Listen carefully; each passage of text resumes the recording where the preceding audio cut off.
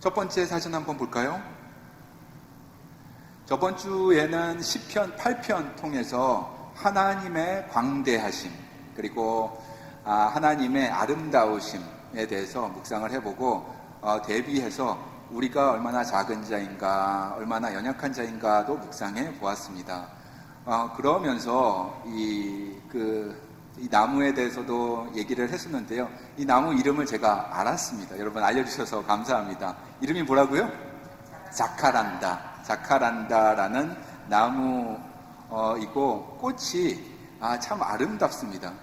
제 친구가 샌디에고에 온다면 저는 이 자카란다라는 나무를 꼭 소개해야 되겠다라는 생각이 들었습니다. 5월 말부터 6월 내내 있는 이 자카란다 나무에서 떨어지는 분홍색 그 빛깔의 꽃들 너무나 아름다운 것입니다.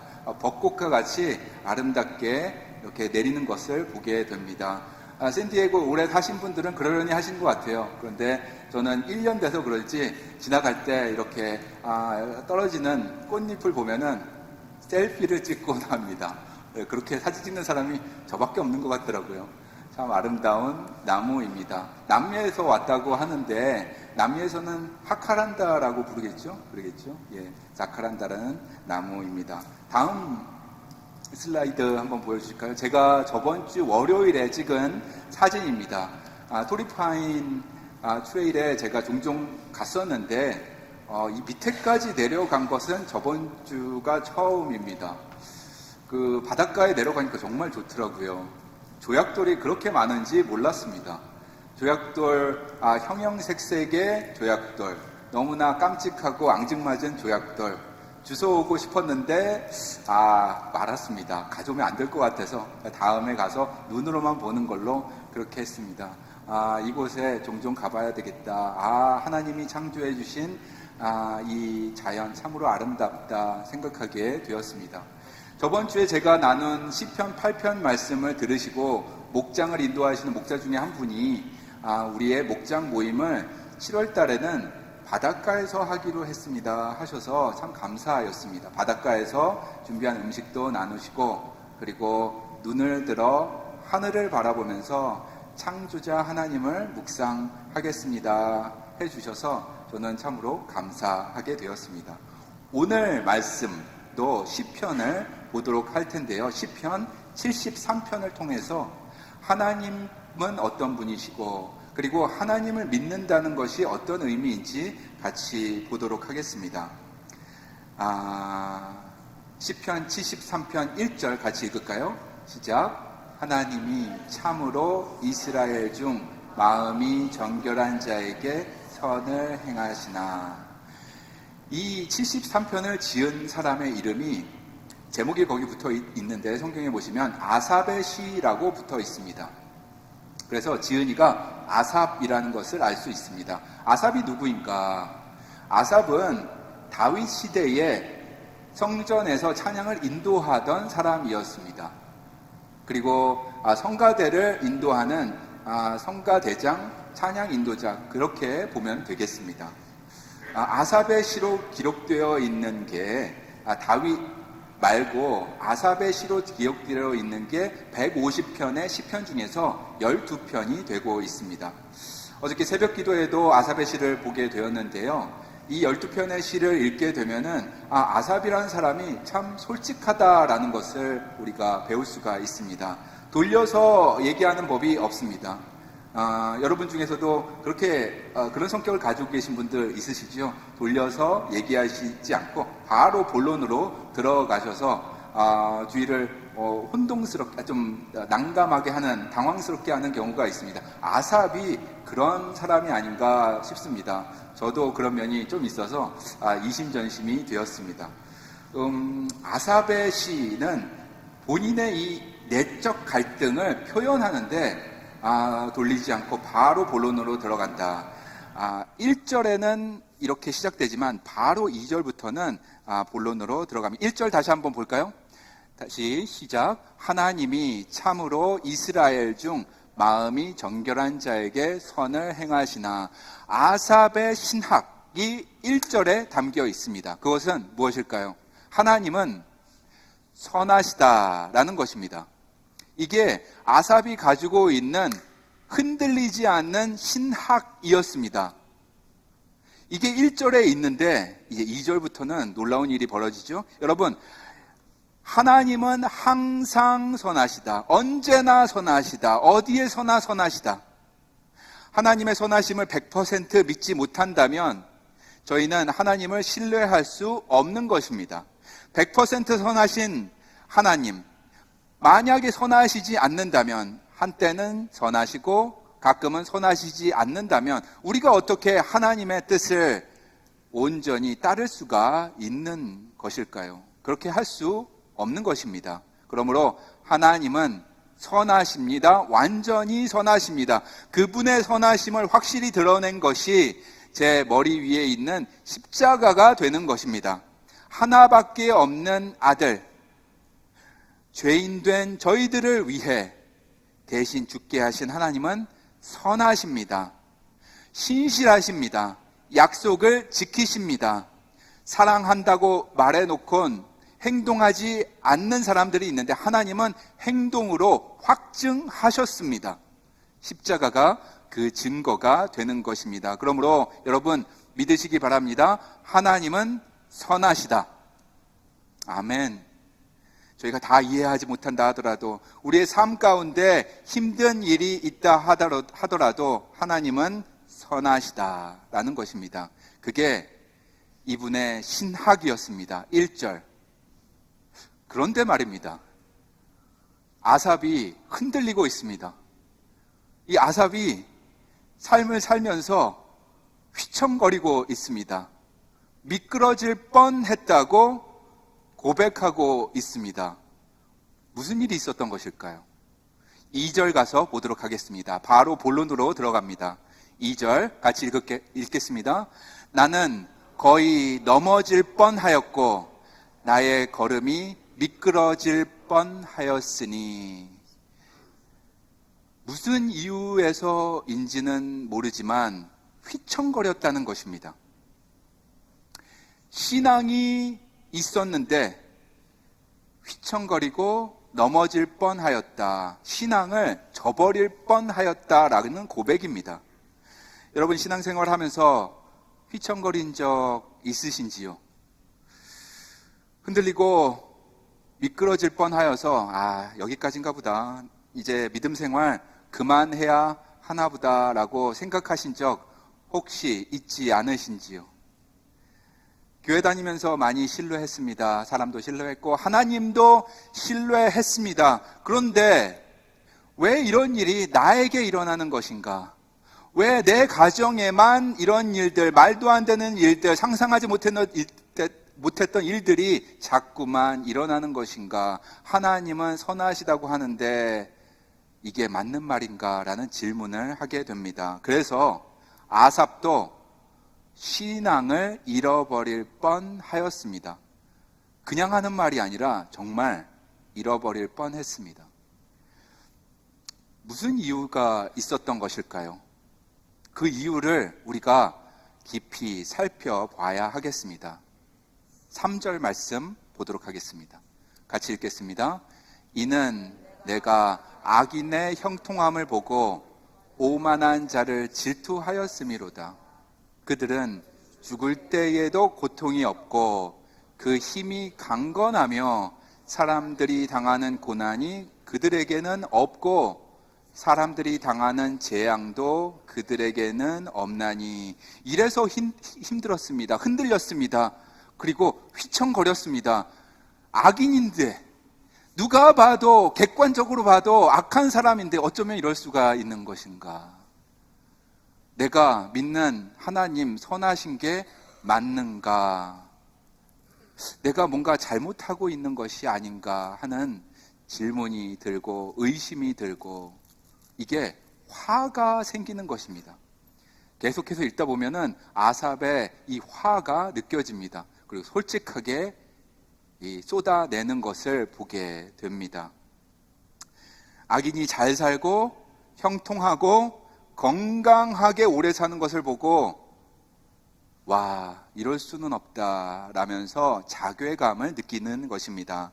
선하게 살려고 나는 이렇게 노력하는데 교회에 나가서 조금이라도 더 부끄럽게 살지 않게 하려고 노력하는데, 하나님 앞에서, 사람들 앞에서 노력하는데 나에게는 주시지 않는 이러한 복을 왜 악인들에게 주는 것입니까? 선하신 하나님 맞으십니까?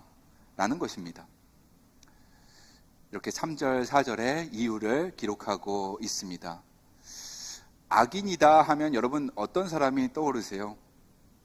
저에게는 악인이라고 하면은 떠오르는 사람이 있습니다. 역사적인 인물이 떠오릅니다. 먼저 이 유럽에는 악인 하면 히틀러가 있다면, 동남아시아, 제가 살고 있었던 그 동남아시아 캄보디아라는 나라에는 악한 지도자가 폴팟이라는 사람이 있었습니다. 역사상 가장 악명 높은 독재자, 동남아시아에서 꼽으라면 폴팟을 뽑게 될 것입니다. 카메루즈를 인도한 사람이었습니다. 카메루즈는 이제 프랑스 말로는 붉은 카메르라는 그런 뜻입니다. 그래서 공산당 무장 세력이라는 그런 뜻입니다. 농업 집단화를 한다고 종교인들을 잡아들이고 지식인들을 잡아들이고 죽이는 사람이었습니다. 킬링필드를 주도했습니다. 수백만 명의 무고한 사람들을 고문하고 사형시킨 사람이 바로 폴팟이라는 사람이었습니다. 기록에 따르면 기록에 적혀있지 않는 사람까지 포함해서 약 300만 명이 처형당한 때가 1970년대에 있게 되었습니다. 그런데 이런 사람이, 처벌을 받아야 되는 이런 사람이 법적 책임을 받지 않았습니다. 어떤 처벌도 받지 않고 잘 먹고 잘 살다가 나이가 들어서 자연사하게 되었습니다. 그래서 상처가 더 생긴 사람들이 있습니다. 상처가 있는 사람들의 트라우마까지 주게 만들었습니다. 제가 아는 현지 기독교인들, 깊은 트라우마 가운데 사는 사람들 보게 되었습니다. 자기의 눈앞에서 가족이 죽는 것을 보았기 때문입니다. 총알이 아깝다고 잔인한 방식으로 죽인 사람들을 기억하기 때문입니다. 그것을 명령한 사람이 폴팟이라는 사람이었습니다. 그래서 질문을 하는 것이죠. 기독교인들이 질문을 합니다. 하나님은 공의로우신 분이 맞는가? 하나님은 선하신 분이 맞는가? 선하신 하나님이라면 왜 이런 일들이 이 땅에서 일어나는가? 라는 질문을 하게 되는 것입니다. 나는 아직도 고통 가운데, 트라우마 가운데 살고 있는데 왜 악인이 세상에서 더욱 번성하는 것인가? 왜 처벌받지 않고 마지막 날까지 존경받고 잘 살다가 자연사하는 것인가? 라는 질문을 하게 되는 것입니다. 이럴 때에 우리는 흔들리는 것입니다. 신앙이 휘청하는 것입니다. 내가 과연 잘 믿고 있는 것인가? 제대로 붙들고 살고 있는 것인가? 하는 생각이 드는 것입니다. 그래서 3절 다시 한번 제가 읽어드리겠습니다. 이유가 이렇습니다. 이는 내가 악인의 형통함을 보고 오만한 자를 질투하였음이로다. 그들은 죽을 때도 고통이 없고 그 힘이 강건하며 사람들이 당하는 고난이 그들에게는 없고 사람들이 당하는 재앙도 그들에게는 없다라는 것입니다. 이래서 신앙을 잃어버릴 뻔하였습니다. 거룩한 삶을 사는 사람인데도 이렇습니다.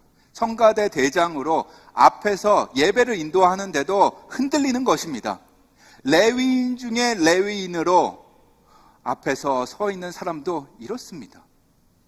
이게 우리의 인생이다라는 것입니다. 믿음이 흔들리는데 하바터면 신앙을 완전히 잃어버릴 뻔하였다라고 말을 하는 것입니다. 여러분 삶을 돌아보시면 어떠십니까? 우리의 신앙의 기초, 곧 하나님에 대한 신뢰가 흔들린 적 혹시 있지는 않으신지요? 우리 모두 그런 적이 있는 것입니다. 때때로 있는 것입니다. 어쩌면 종종 있을 수도 있는 것입니다. 예를 들어서 부정한 사람인데, 누가 봐도 부정한 사람인데 세상에서는 존경을 받고 있습니다. 그리고 떵떵거리면서 잘 사는 모습 보면서 흔들리는 것입니다.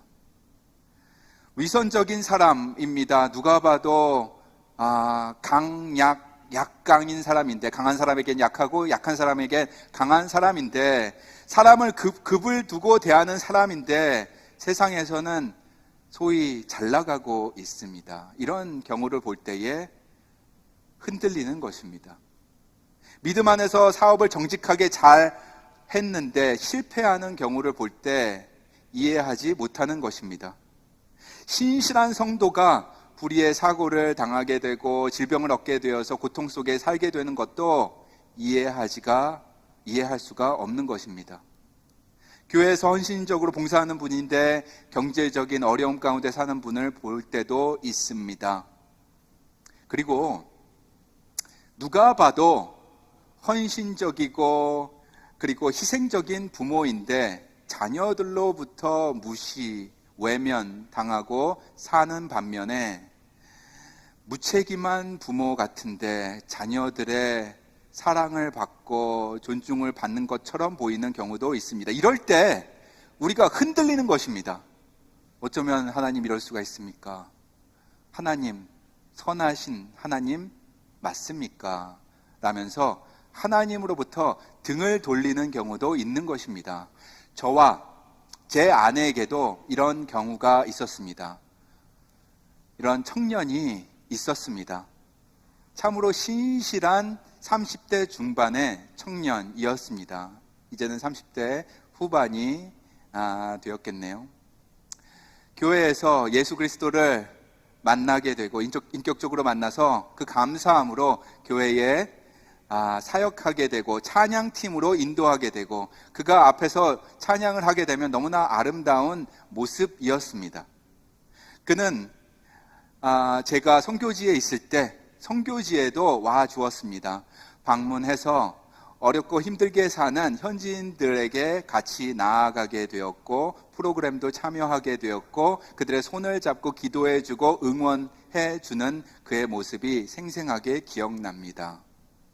땀을 범벅으로 흘릴지라도 그의 밝은 얼굴 저는 기억하고 있습니다. 그래서 더 안타까운 마음을 갖고 있습니다. 현재는 등을 돌렸습니다. 교회에 나오는 것을 멈추었습니다. 하나님은 선하시지 않다라고 이야기했습니다. 안타깝게도 교회에서 믿었던 사람들이 있었는데 배신을 당했습니다. 작은 배신, 큰 배신을 당하면서 그 믿었던 사람 중에는 목사도 포함되어 있었습니다. 제가 자세한 내용은 말씀드릴 수 없지만 이런 일들이 그의 삶 가운데 있었습니다. 그리고 나서 휘청거렸습니다. 휘청거리고 그리고 조금씩 태도가 바뀌어지는 것을 보게 되었습니다. 현재는 교회에 다니지 않고 있고요. 1년 전까지는 저와 연락을 하였는데 지금은 카톡을 보내도 답장이 없습니다. 마지막으로 만났을 때 그의 말이 저의 마음을 아직도 무겁게 합니다. 목사님, 지칩니다. 삶의 무게가 무겁습니다. 사람도 믿을 수가 없습니다. 아프신 부모님들 모시는 것도 버겁습니다. 악인들도 세상에서 성공하는데 나는 왜 이런가 싶습니다.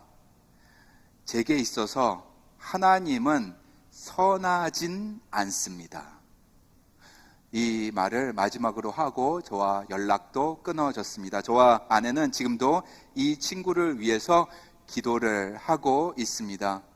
제가 샌디에고에 온 것을 알고 있는데 혹시라도 오늘 말씀을 온라인으로 듣는다면 오늘 말씀이 그 친구에게 위로가 되기를 간절히 소망합니다. 아삽이 12절에 비슷한 말을 합니다. 새 번역으로 제가 제가 읽도록 하겠습니다. 그들은 모두가 악인인데 신세가 언제나 편하고 재산은 늘어만 가는구나. 이렇다면 내가 깨끗한 마음으로 살아온 것과 내 손으로 죄를 짓지 않고 깨끗하게 살아온 것이 허사라는 말인가?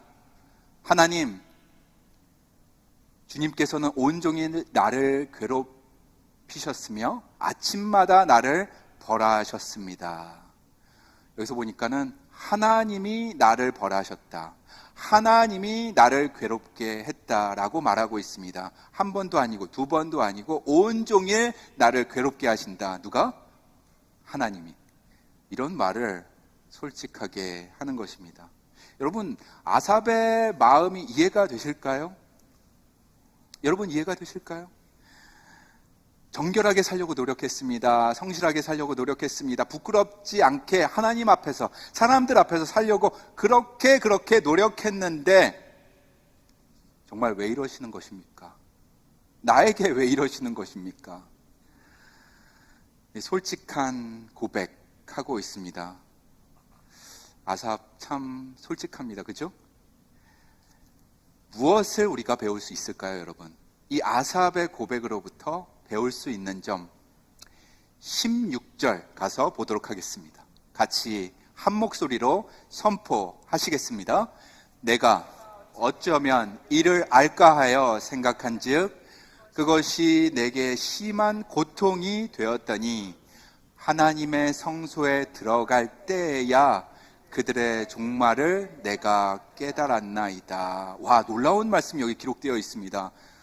심한 고통 속에 1절부터 지금까지 쭉 얘기를 하고선 토해내고선 쏟아내고선 16절, 17절에 이런 말을 합니다. 너무나 심한 고통이었다. 누구도 알 수 없는 고통이었다라고 말하고 하나님의 성소에 들어갈 때에 해결의 실마리를 알게 되었다, 깨닫게 되었다는 것입니다. 그리고 여기서 환상을 본 듯합니다.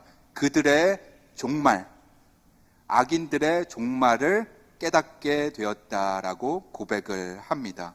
여러분, 아삽은 성소에 올라갔습니다. 사람들의 도움을 구하기 이전에, 사람들의 지혜와 세상의 도움을 받기 전에 성소에 올라갔다. 그게 해결의 실마리였습니다. 하나님이 계시는 곳, 그 보좌에 나아갔다는 것입니다. 그리고 자기의 의문 그대로 토해냈다는 것입니다. 자기가 가지고 있는 질문들 그리고 분노까지도 쏟아냈다는 것입니다. 이것을 성경적으로 교회에서는 두 자로 무엇이라고 할까요? 기도입니다. 여러분, 이것이 기도입니다. 우리가 해야 할 기도입니다. 하나님 앞에 나아가 솔직하게 고백하는 것, 그것이 바로 기도입니다. 감사하면 감사한 대로, 의문이 있으면 의문이 있는 대로, 그리고 분노가 있다면 그것까지도 가지고 나와서 쏟아내는 것, 그것이 바로 기도이고 하나님과의 대화인 것입니다. 그것이 출발점입니다. 해결의 실마리, 뻔한 대답일지라도 말씀드립니다. 기도. 여러분, 기도를 할 때에 하나님과의 관계성이 그 순간에 확 생기는 것입니다. 솔직하게 고백할 때에 접착제처럼 딱 붙는 그 느낌이 드는 것입니다. 이 연결성이 얼마나 강한지 이분은 접착제, 글루라고 표현하셨습니다. 미국의 극작가이자 노벨 문학상을 받은 유진 오닐이라는 사람이 이렇게 고백했습니다. 같이 읽겠습니다. 인간은 부서진 채 태어나고 수선하며 살아간다. 신의 은총이 그 접착제이다. 라는 것입니다. 글루라는 단어를 썼습니다. 접착제, 기도할 때에 이 강력한 관계성이 생기는 것입니다. 유진 오닐이라는 사람은 미국에서 유명한 극작가이긴 하지만 그의 삶을 돌아봤을 때 너무도 가슴 아픈 일들이 많이 있었습니다. 그 중에 하나가 젊은 날 두 아들을 잃게 되는 사건이 벌어집니다. 그래서 너무나 마음이 아프고 무겁고 힘들고 해서 흔들렸습니다. 미끄러질 뻔하였습니다. 신앙을 거의 정말로 잃어버릴 뻔하였습니다. 여러분, 우리가 기도하면 출발점이라고 했는데, 기도하면 문제는 사라지고 고통 다 없어지면 얼마나 좋을까요? 그런데 그렇지가 않습니다. 환경은 그대로 있고 힘든 상황은 이어질 수 있습니다. 그래서 이 단어를 여러분 알려드립니다. 그럼에도 불구하고, 오늘 설교의 제목 그럼에도 불구하고입니다. 우리는 결코 떨어지지 않고 견디어낼 수 있다라는 말씀 전해드리기를 원합니다. 유진 오니어도 하는 그 말씀입니다. 접착제 같이 하나님과 연결성이 있다. 기도할 때 생긴다라는 것입니다. 그 관계성, 끈끈한 관계성이 출발점이다라는 것입니다. 오늘 아삽의 기도문 73편이 있어서 너무나 다행이고 감사입니다. 하나님과 떨어지지 않고 견디어낼 수 있는 그 관계를 이루는 방법을 우리에게 알려주고 있기 때문입니다. 우리도 아삽과 같이 기도할 수만 있다면 그것이 발판이 되어서 한 단계 더 성숙한 신앙인으로 거듭날 수 있는 것입니다. 히브리서 12장 10절 말씀 같이 읽도록 하겠습니다. 그들은 잠시 자기의 뜻대로 우리를 징계하였거니와 오직 하나님은 우리의 유익을 위하여 그의 거룩하심에 참여하게 하시느니라. 무릇 징계가 당시에는 즐거워 보이지 않고 슬퍼 보이나 후에 그로 말미암아 연단받은 자들은 의와 평강의 열매를 맺느니라. 아멘. 여기 보니까는 연단받은 자들은 열매를 맺는다라는 말을 하고 있습니다. 연단이라는 단어를 썼네요. 다른 단어를 쓰지 않고 온전히 회복되리라라는 그런 단어도 쓰지 않고 극복하리라는 단어도 쓰지 않고 연단이라는 단어를 썼습니다. 트레이닝이라는 단어를 쓴 것입니다. 이 연단을 통과한 자들이 의의 열매, 평강의 열매를 얻게 되리라는 선언의 말씀인 것입니다. 연단. 여러분, 우리 삶 가운데 문제점들, 어려운 점 기도할 때에 싹 사라지면 좋겠지만 그런 것이 아니라 글루처럼 연결된 하나님과의 연결성으로, 그 긴밀한 관계성으로 연단을 통해 견디어내는 것이다 라는 것입니다. 견디어내는 것입니다. 오늘도 견디어내는 것입니다. 견디어낸다. 그것입니다, 여러분. 그럴 때에, 이 연단을 통과할 때에 열매를 맺는 인생이 되는 것이다 라는 것입니다. 연단, 그래서 중요합니다. 이제 연단까지 통과했다면 이제 오늘 말씀의 핵심으로 들어가도록 하겠습니다. 연단까지만 가더라도 여러분 대단하십니다. 잘하셨습니다. 근데 연단에서 한 단계 더 높은 신앙의 단계가 있는 것입니다. 그 단계가 어떤 단계인가? 아삽이 도달했던 그 지점, 우리도 도달해야 하겠습니다. 그 지점 어떤 곳인가? 같이 한번 보도록 하겠습니다. 22절 말씀, 23절 말씀입니다. 같이 읽도록 하겠습니다. 내가 이같이 우매무지함으로 주 앞에 짐승이오나 내가 항상 주와 함께하니 주께서 내 오른손을 붙드셨나이다. 아멘. 여러분, 73편 22절, 23절 읽을 때 그냥 지나갈 수 있겠습니다. 저는 이 부분을 보면서 좀 궁금했습니다. 22절까지, 1절부터 22절까지 이렇게 쭉 나오다가 갑자기 확 점프를 하는 것입니다. 23절로. 무슨 일이 있었던 것인가? 그 전에 성전에도 올라가고 그리고 악인의 종말도 환상으로 보고 했었지만 이 점프가 생뚱맞는 것입니다. 그래서 영어 성경도 보고 원어 성경도 보았을 때 22절과 23절에 한어 성경에는 기록되지 않은 단어 하나가 있는 것을 보게 되었습니다. 그 단어는 바로 그럼에도 불구하고 였습니다. 그럼에도 불구하고 바라는 히브리어 nevertheless라는 단어가 있는 것을 보게 되었습니다. 내가 이같이 우매무지함으로 주 앞에 짐승이오나 그럼에도 불구하고 nevertheless 내가 항상 주와 함께하니 주께서 내 오른손을 붙드셨나이다 라는 고백입니다. 풀어서 얘기하면 이렇습니다. 주님, 제가 너무나 무지했습니다. 1절에 주님의 선하심을 알매도 불구하고 흔들리지 않는 저의 신학임에도 불구하고 주님을 의심했습니다. 선하심을 의심했습니다. 그리고 계속해서 그 의심을 표현했습니다. 주님, 제가 무지했습니다. 제 생각만 했습니다. 인간적인 눈으로 세상을 바라봤습니다. 악인이 잘 되는 것을 저의 눈으로만 보고 판단했습니다. 주님, 죄송합니다 하면서 나아가는 것입니다. 그리고 이렇게 적습니다. 제가 참 어리석었습니다 하는데 이런 단어를 쓰네요. 짐승 같았습니다. 제가 짐승이오나 그럼에도 불구하고 하나님을 만나는 것입니다. 그럼에도 nevertheless의 하나님을 만나는 것입니다. 그것이 바로 하나님은 나의 손을 붙잡아 주시는 분이시구나 라는 것입니다.